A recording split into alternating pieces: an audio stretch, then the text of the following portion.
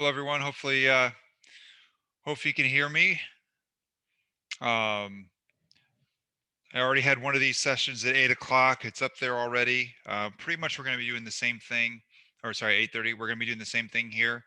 Um, just as a reminder, the whole idea with these Zoom meetings is to review all the material, or at least a good portion of it, kind of hitting the highlights and things like that. It's not comprehensive. It's not going to cover everything. So the goal would be that before this session you would have gone through the lecture, you would have seen the lecture, filled out the lecture guide notes and all that kind of stuff, maybe even attempted the homework. That's probably, I mean, it's not necessary, but um, all that to say, just this is just to put you in the best position to learn from this session. And so also, I'm going to have the chat feature up. I'm actually going to pull that up right now. um,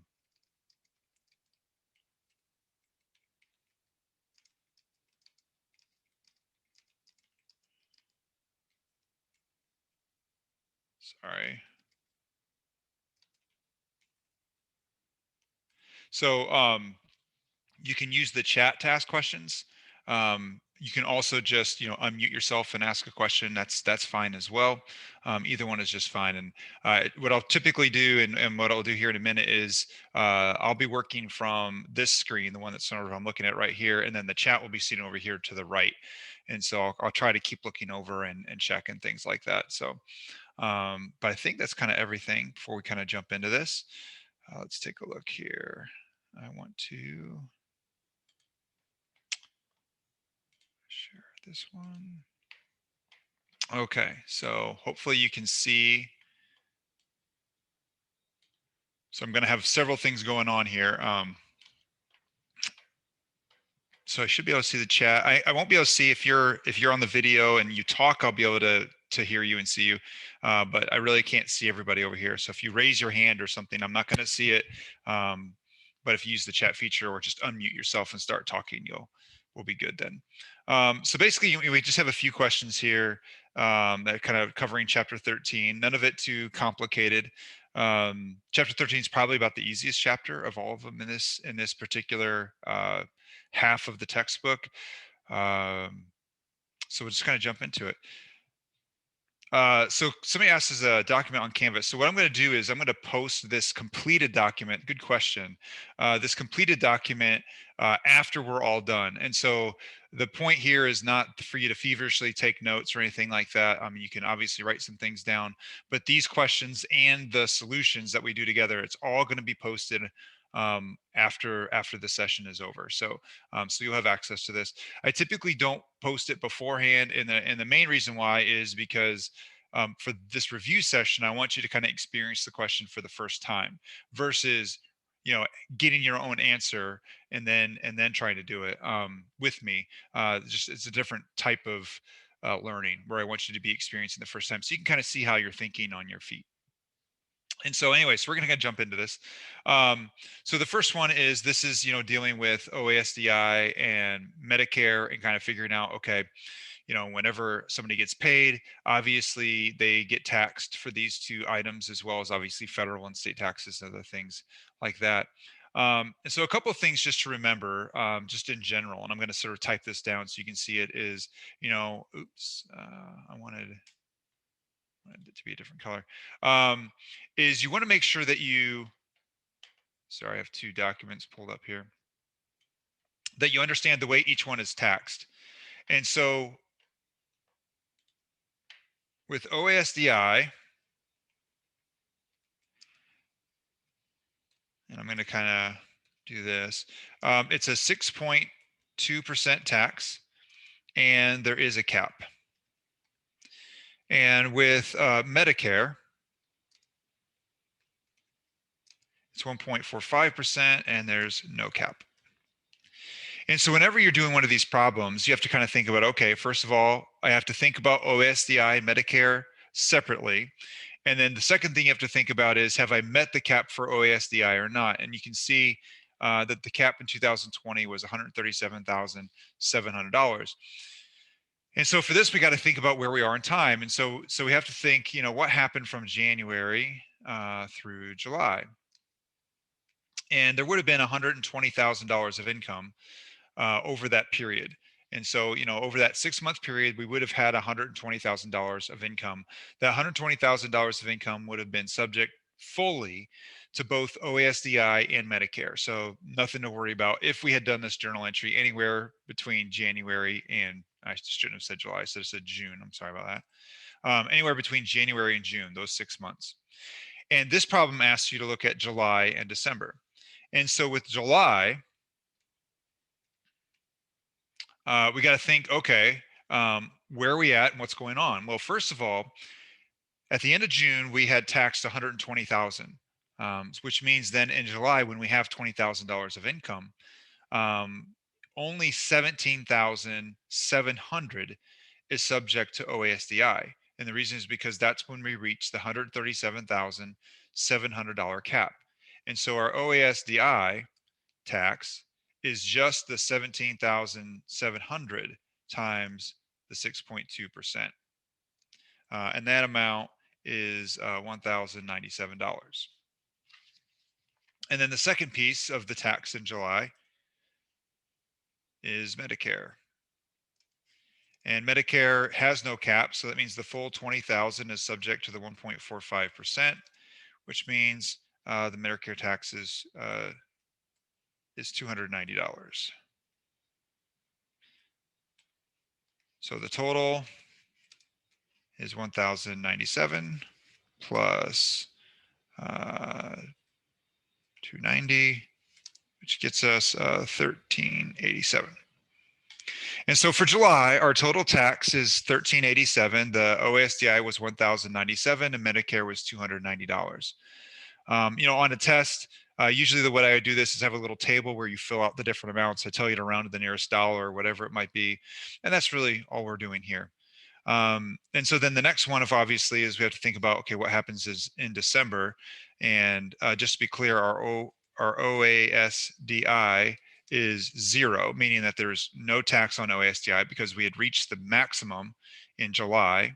And so really the only tax is Medicare, and it's the same amount. It's the $290, it's the same salary. And so that's also the total, of course. So in this case, in December, the total OASDI and Medicare tax together is only the Medicare portion, which is $290. So again, this is hopefully a fairly simple problem.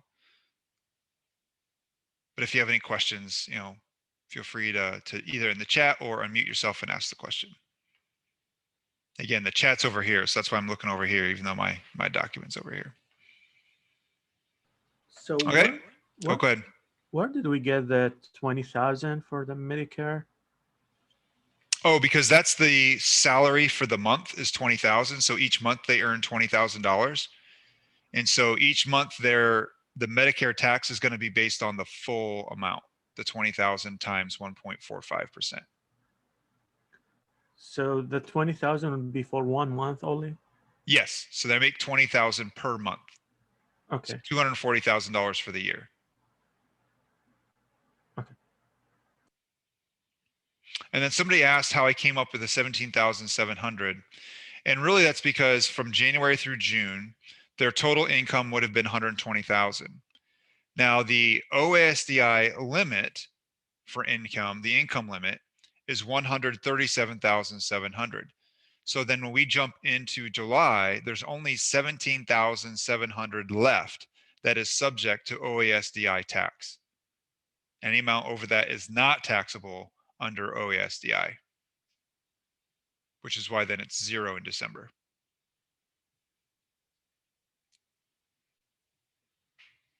Any other questions? Okay. Next one. So here we're looking at a balance sheet, our balance sheet accounts and amounts. And we need to calculate the current ratio and the quick ratio. And of course, the easy part of this is just to sort of remember what each one is. So the current ratio is current assets divided by current liabilities. We'll start with that one. So then really the only challenge is to Really, the only challenge then is to understand which of these accounts are current assets. And so just sort of looking across here, I arranged them kind of in order just to make it easier. But of course, cash is a current asset, accounts receivable is a current asset, supplies is a current asset, land is a non-current asset, buildings and accumulated depreciation are also non-current assets. And everything over here, these are liabilities and equity accounts. And so the only three current assets are cash, receivables, and supplies. And so when we add those up, our total current assets is $430. And then on the liability side, there's these common stock and retained earnings. Those are equity accounts. We have three liabilities: accounts payable, unearned revenue, and bonds payable. The bonds payable is non-current unless there's a current portion, and this one there isn't. And so the only current liabilities are the accounts payable and unearned revenue. So the denominator then is $230, which means that the current ratio is 1.87. And then we have the quick ratio. Now with the quick ratio, the only accounts that are included in the numerator are sorry, I'll do it in the right order, cash plus short-term investments plus AR divided by current liabilities. But of course, in this problem, there are only two of those accounts. There's only cash and receivables. There's no short-term investments. And so, looking at this, then the numerator then is just the cash and receivables, which is $380 divided by the denominator is the same, $230.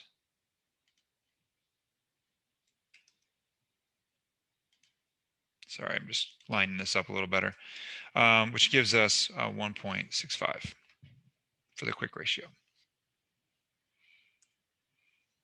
So again, on the test, I would just ask you to calculate one or both of them. I'd tell you to round to the nearest, hundredth or whatever, and that's your answer. So any questions on the current ratio or quick ratio? Again, hopefully that's pretty straightforward. All right. Next one. So with this next one, we have the note. So it's a short-term note. And so what is STI? So good question. STI is short-term investments. Thank you for answering, Chloe. Yeah, so short-term investments. All right, so when we're talking about the note, so anytime you see a note or a bond or anything like that, you really kind of have to sort of narrow down the information and get your arms wrapped around the information right away. And the first thing is to get the contractual elements of the note and to understand what's being said. And so when you see this part, so when it says a company issues a $10,000 7-month note on October 1st, 2020, the note is 7% simple interest bearing. You really need to be able to understand exactly what that means. And so what does that mean? And so what it means is that when it says it's a $10,000 note, that means that the face amount of the note is $10,000. That's the principal that will be repaid at maturity. And so, but that means is on April 30th, 7 months later, this note, the obligation related to this note is a $10,000 payment. And so that's the contractual obligation to pay. At the same time, the 7 tells you when it will be paid. Again, the 7 months later, which is the end of April 2021. And then the other thing that's part of this note is the interest. And so we're told that the note is 7% simple interest bearing, which means that the 7% accrues on the principal only. And so there's no interest on interest or anything like that. So the 7% simple interest bearing note means that the interest accrues on the note on the face amount, and that the total amount, the face amount plus any accrued interest, pays when it matures 7 months later. So that's the first piece. The second piece is to understand the market dynamic of when the note was issued. And we're told that the note was issued for $10,200, which means that this contract, this contractual obligation to pay, was worth $10,200 to the market. So it was worth more than the face amount. And if that happens, that means that this 7% interest is probably more than what the market actually requires. And so that's why it would be issued at a premium like that. And so, again, the two elements are understand the contractual element of the note. And the second thing is to understand, was the note issued at par, at a discount, at a premium. In other words, what were the markets, what were the market, um, what were the market dynamics around the note when it was issued? And then everything else is sort of just flowing from that. It's just accounting. And so that's kind of the pieces that we have. And again, just make sure that when you read these different problems, you really understand what you're looking at. And the homework actually helps with that too, because they word things a little bit differently, and that can help train you a little bit on how to read these things. All right, so when we're with this one, we're going to actually just do all the journal entries. On the test, what I probably would do is I'd have just pieces of it for any given problem. Like I might give you some account names, and you have to give me amounts on certain dates, or I might get, just who knows what I'm going to do. It varies a little bit, but it's not a comprehensive give me 3 journal entries kind of a problem. It's more, here's a note, give me one piece of it. So there might be like 2 or 3 different note questions rather than one sort of comprehensive one. But we're going to do it all here in one comprehensive group because that just makes it a little easier. So the first thing we have to take care of is the issuance. And so on 10/1/2020, the note was issued. And so, of course, we're told that the company receives $10,200 cash. And we know that the face amount for the note payable was $10,000. So whenever a note is issued, it's always issued at the face amount as far as accounting purposes. So we put the note payable at the face amount, which means any amount above is the premium. So there's a $200 premium on this note. Now, of course, if it had been issued for less than the note's face amount, then there would be a discount. So this is just a premium note versus another situation, which might be a discount. And then from there, we really have to think about what's going on.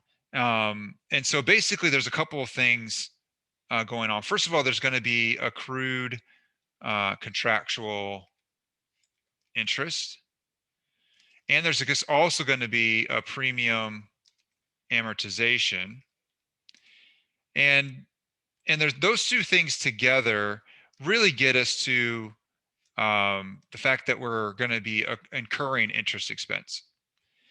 And so the reason why I don't say plus or anything like that is because there's really just more of it. I'd say it's more of an interaction. In other words, we know that there's going to be anytime time passes and there's debt, we incur interest expense. That's true. And the question is how do we calculate it? And really that interest expense is a function of two things. One is any contractual obligation to pay interest. And the other thing is any amortization of a premium or a discount. So the contractual obligation to pay interest and the amortization, those two things together allow us to derive the interest expense. And that's how I talked about it in the lecture, in the live lecture on YouTube. And so I'm just kind of reiterating that notion here.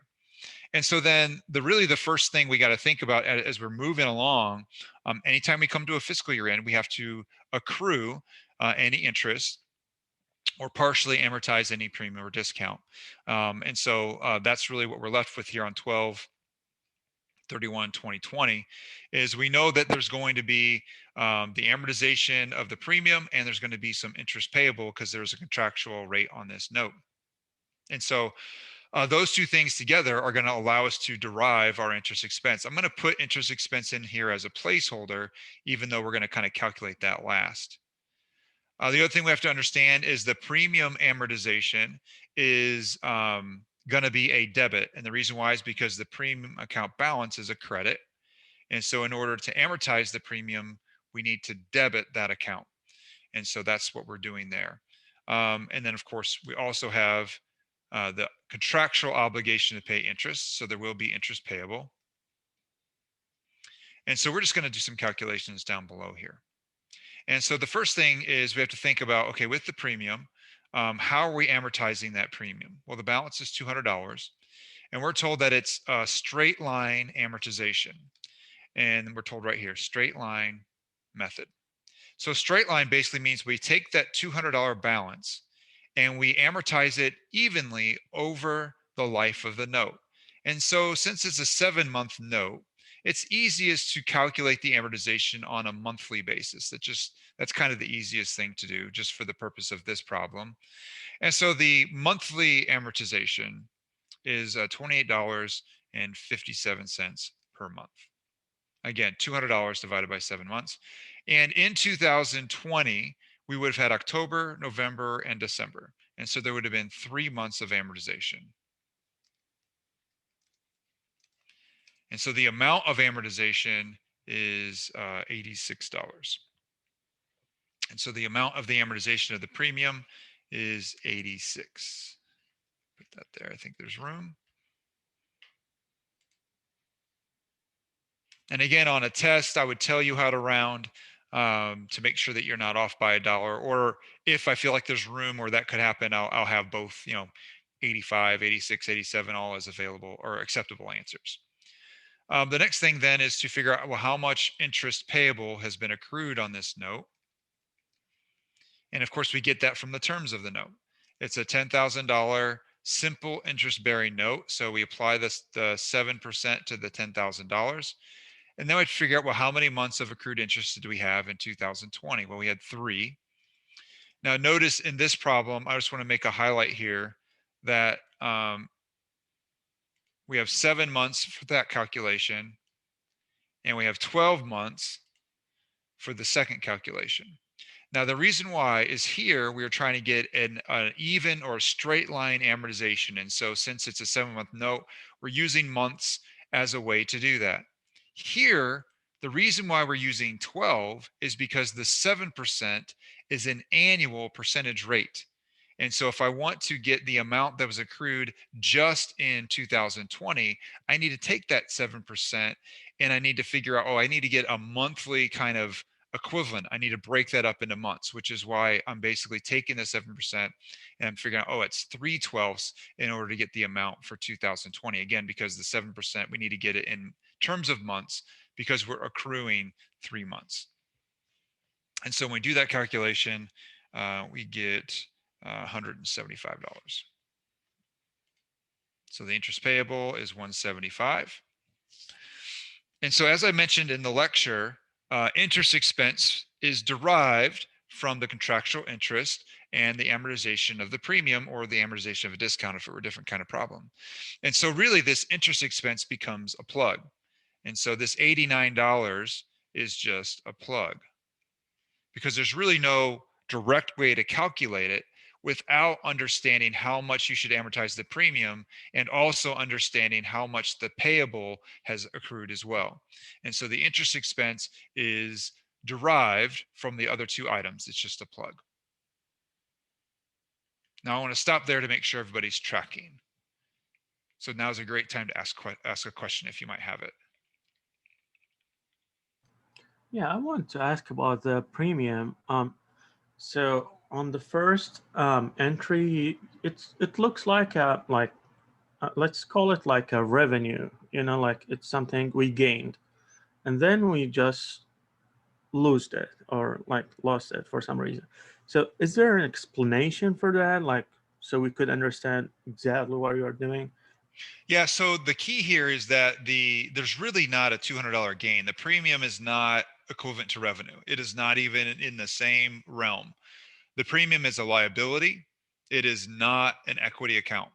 And so really what it's saying is while the note itself has $10,000, that's the face amount, we borrowed $10,200. That's what we borrowed. And so if you think about the interest expense, the crazy thing is they're giving me $10,200, but I only have to pay them back 10,000, right? And so what that means is if I want to think about my interest expense, it's really a function of the interest, the contractual interest that I have to pay minus the $200 premium.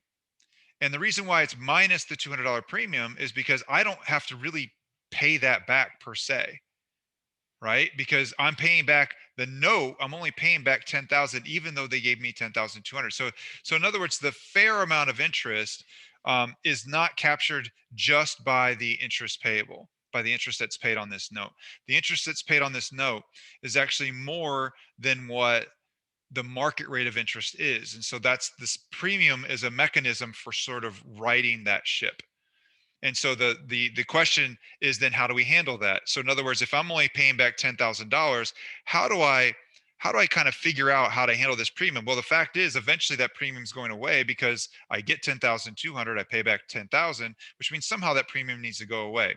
And we're using the straight line method to do it. There's also the effective interest method, which would be an alternative method. But essentially, all we're doing is we're accounting for the fact that the interest that's being paid on this note is more than what the interest expense actually is. And so the amortization of the premium kind of takes care of that. So the premium, so and the reason why the premium is debited, good question, and Dominic did answer it correctly, is because whenever there's a fiscal year end, we have to create our financial statements. And since we're creating our financial statements, we want to make sure that we accurately reflect the financial state of the company. And there's several things going on with this company. First of all, I have this contractual obligation to pay interest, so I need to record that. The second piece is that a portion of that premium has amortized because time has passed and I've incurred an interest expense. And so this fiscal year end adjusting entry is trying to allow our financial statements to get up to date. Sometimes companies will do this on a quarterly basis or even a monthly basis. For this class, we only have to worry about fiscal year end. Does that help? Yeah, when I said revenue, it's like a bonus, or something to recover from the interest, the extra interest that we were charged. You said it's like more than the market required. Yeah. So that's what I meant by like revenue or profit or whatever. Yeah, I just am really cautious about using that term because Yeah, it has a very specific meaning, and premium is not what that is. I yeah, get what yeah, you're saying. yeah. I do understand it. Common method for short-term notes, straight line's almost always what they use. For long-term notes, you actually have to use the effective interest method.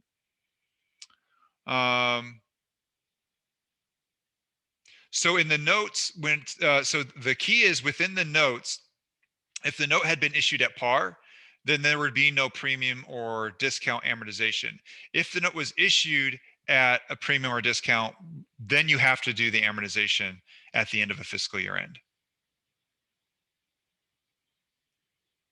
If it were a discount, yes, it would flip. Yep. So the initial would be a debit to the discount, and then the amortization would be a credit to the discount.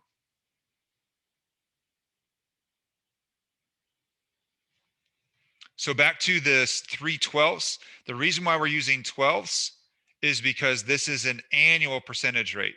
So this would be like 7% for 12 months. And so I need to figure out, well, how much would that be for only 3 months? So that's why we have 3/12. Good questions.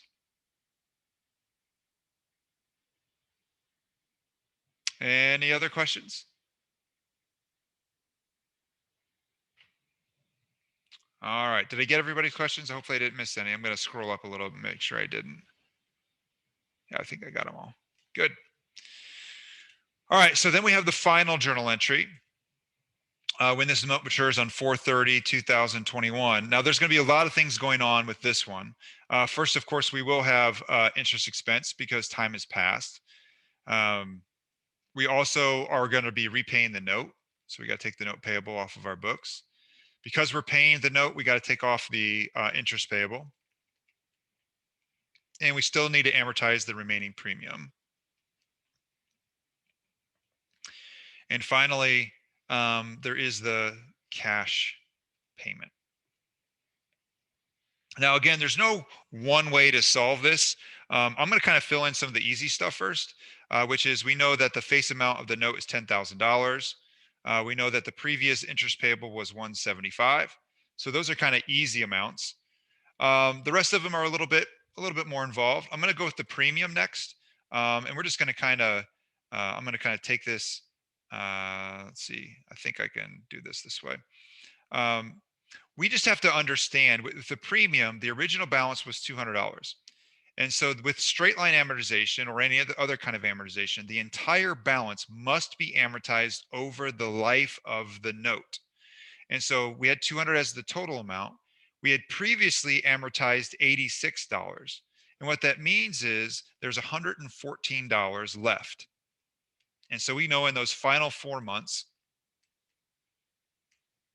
we need to have amortized $114.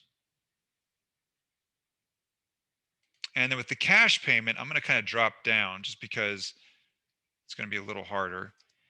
We have to repay the face amount plus I'll just say contractual interest. And so the face amount is $10,000. The contractual interest is $10,000 times, again, the simple interest-bearing note, 7%, times the total number of months out of 12 that the note was outstanding. And so again, it's 7/12 because this is 7% per year. And given that was only out 7 months, we need to figure out, well, then how much interest do I owe for only 7 months? Well, I owe 7/12 of that.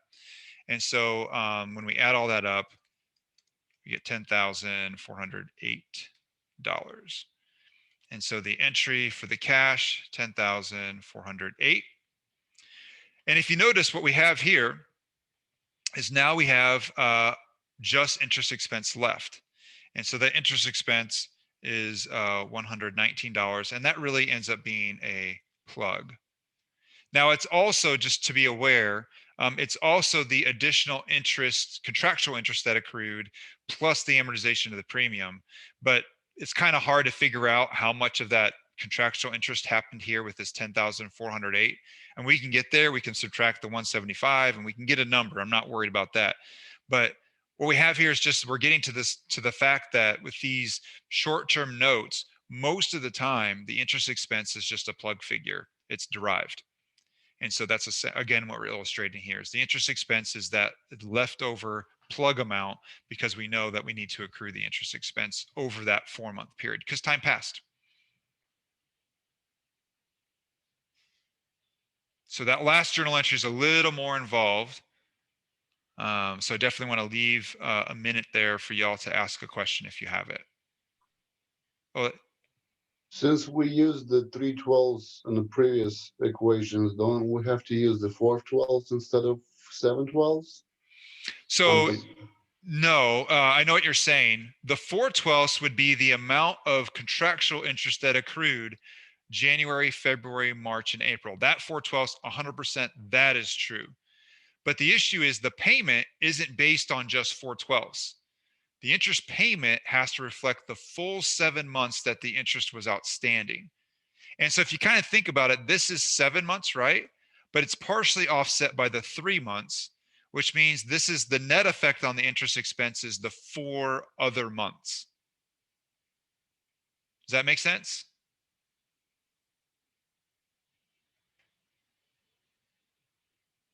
And then Crawford asks, is this basically because it can only be derived? Yes and no. So, I could do, if I wanted this interest expense, I could have done 10,000 times 7% times 4/12 plus 114. Or not, plus, plus 114. Plus 114. Yeah, let me make sure that's, I feel like I missed something there. I'm sorry, minus 114. I was like, wait, my brain's messed up. So I could have done 10,000 times 7% times 4/12 minus 114, and I would get 119. So I can calculate it, but for this problem, in my mind, it's easiest just to derive it. Will I post these recorded meetings? Yes. So I just actually put on the cloud last week's introduction, and then the 8:30 session, and then probably like an hour or two after class, I'll put this one up as well. So all this will be on the cloud, and I think it stays there for 30 days. And so it'll still be up when you take the first test. Under what section on the cloud? Say that again. We're in Canvas under the cloud. Oh, so if you go under Zoom meetings, it'll say like cloud recordings or something like that. And under cloud recordings, there should be 3 items, I believe, now. And they were not there earlier. I literally just put them out there like right before class.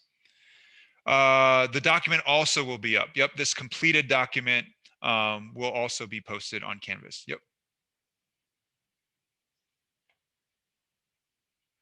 Any other questions?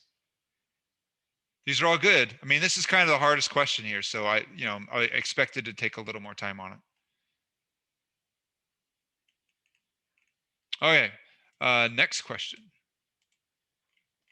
All right, so with both of these next two, it's really about algebra. In all honesty, it's sort of honing in on your algebra skills a little bit. And I find the easiest way to do these problems is just to kind of map out the problem. And so, kind of mapping this problem, we just take the information that we're given and put it into an equation as best we can.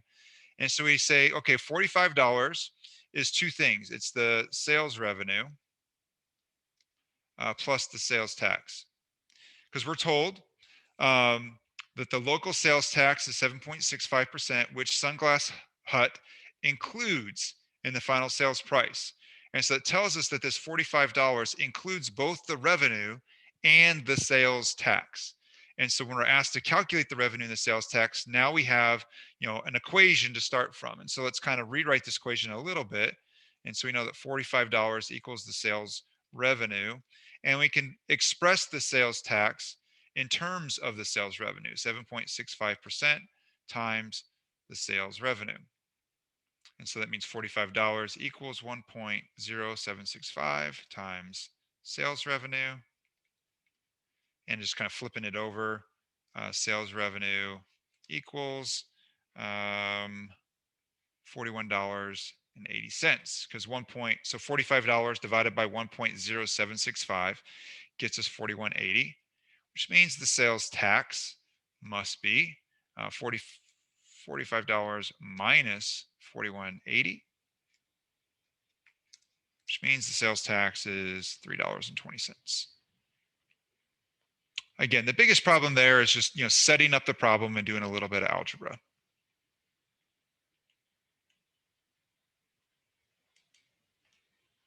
Any questions on that one? All right, next one. Again, reading through what we have, trying to create an equation. And so we said, okay, the bonus equals something. The bonus equals 9% of something. What is it 9% of? Well, it says it's the net income, which means income after accounting for the bonus. Well, we're told that the income before the bonus is 423,000. So 423 minus the bonus. And so this is now our equation. And so, one equation, one unknown. We do a little bit of algebra. So the bonus equals, I take 9% times 423,000, and we get 38,070 minus 0.09 times the bonus. We bring the bonus over. So now we get 1.09 times bonus equals $38,070, which means the bonus equals $34,927.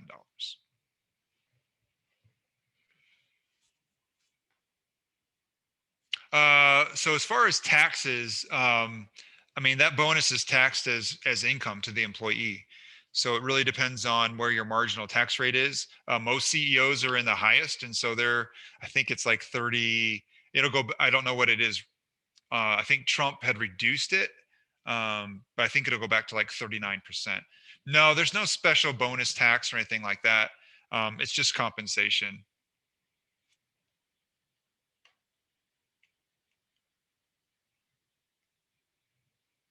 Any other questions? All right, last question. So this is, state unemployment and federal unemployment taxes. One thing for this kind of problem, you just have to know. You have to know federal law is that federal unemployment taxes are applied to the first $7,000 of income for each employee. All right, so there's a cap. There's a $7,000 cap for federal unemployment tax. That's the cap amount of income that is subject to federal unemployment tax. Also, you should be aware that the federal rate is 6%, but the federal government gives you a credit for the gross state rate, not the net, the gross. And we're gonna show you how that works out here, but I just want you to be aware of that. So there's a 6% federal rate, and the cap income is $7,000. That's the federal piece. The state piece is different state by state. And so I have to give you the state information, and that's what I've done here. I've given you the state information. And so an employee earns $9,200 of income, and let's figure out what the SUTA and FUTA is for this employee. So let's start with SUTA. So for SUTA, the gross rate is 5.4%, but this company has a 2.4% credit. That 2.4% credit is because they're incentivizing them to maintain stable employment within the state, and so that's why they're giving them that credit. And then that's applied. It says that the maximum amount of income that can be taxed is $18,230. Well, this is January, and so that means the entire $9,200 is subject to state unemployment tax. In February, not all of it would be subject to the state unemployment tax, but for January, the entire amount is. And so when we do that math, the SUTA amount is $276. And then FUTA, we know the federal rate is 6%, but again, they give you a credit for the gross state rate. The gross state rate is 5.4%. So you get a credit for that. The other thing is we know that it applies only to the first $7,000 of income. And so the federal unemployment tax is $42, which ends up being 0.6% times $7,000. Again, you just need to know that this rate, you need to know that 6% rate, you need to know the federal cap of $7,000. I would have to give you all of the state information. I got a question. Yes. So the federal capped at 7%, but what about the state? Does it have a cap? So this state says the state taxes Okay. only the first 18,230. Each state is different.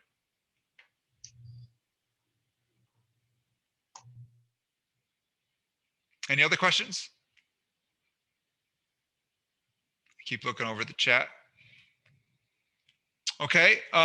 So again, so for this, I'll probably post, I have two versions of this. I'll just post one of them. And so they're both essentially the same. So you're going to see that show up soon. The recording of this, will probably come, I would guess, later this afternoon, because it takes Zoom a while to process the recording. And then it'll post up. The one from 8:30 is already up. And I got asked where the $7,000 comes from. That is a legislated amount. So it's not in the problem. You just have to know that amount. That will not be given. That is a federal law. And it's been $7,000 forever. I have another question. Sure. What about the lectures you already had for Canvas? Are they still good to be used? Oh yeah. So those lectures are what go with the YouTube lectures. So you watch the YouTube, you take notes on that. This is meant to supplement it. So basically the two together hopefully really allows the chapter 13 material to be cemented. And so this Thursday, there is no live, Zoom, anything. The next event for this class is the following Thursday, February 4th, and that will do this basically the same thing, but just chapter 14 instead of chapter 13. So the whole idea is I don't want to overwhelm you with in-class time because I'm asking you to watch the YouTube lectures. So I'm trying to help you manage your time and not demand too much. But of course, Thursday, if you have one-on-one questions or anything like that, that'd be a perfect time to set up a Zoom meeting with me one-on-one, or something like that. But again, we're going to have one review session for each chapter, and I'm always going to have the review sessions back to back. So I'll have an 8:30 and I'll have a 10, and you can attend either one. You can attend the 8:30 or you can attend the 10 o'clock. Any other questions? Yeah, I have one question. For the FUTA, the 6%, that's just a number we need to know. Yes. Yep. Okay. All right. Thank you. Yep. And then somebody asked the homework due date. Yes. So the homework is due date. I'm going to change that due date actually to February 16th. So the homework will be due on the day of the test. And so I just need to update that date because you may not have, I don't know if you were here for that part of it, but the school changed the spring break to the week of the 9th, which is when I was going to have the test. And so I just moved everything back. I just didn't quite catch the due dates on the homework. So I need to go back in and change the due dates on all the homework actually to make sure they're all synced up. And I will be posting this Word document 100%. Yep.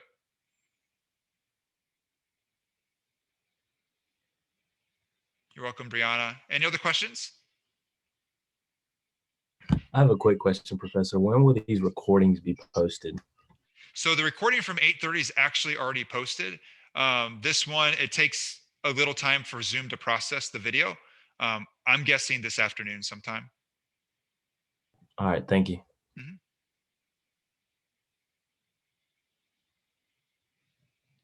All right, everybody. I think that's about it.